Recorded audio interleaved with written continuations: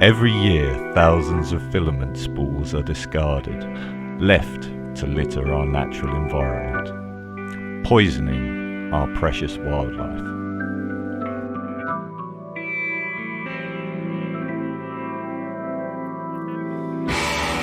But now, digital taxidermy provide an answer. A multi-level modular terrain system using lightweight shells to turn your waste into beautiful terrain pieces. That's right, ladies and gentlemen, each layer uses only minimal filament to produce highly detailed facades, turning your eco-shame into hardcore gaming action.